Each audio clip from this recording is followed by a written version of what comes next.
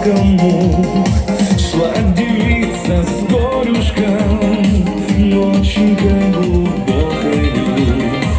Расплескались волосы по рукам, по плечикам, в звонком чистом голосе появилась трещинка. Вот зачем ты, горюшка, увязалась рядышком? Оттого на горюшке нет живого пятнышка. Отвечала горюшка: будешь с милым маяться. Он как ветер в полюшке, век не нагуляется.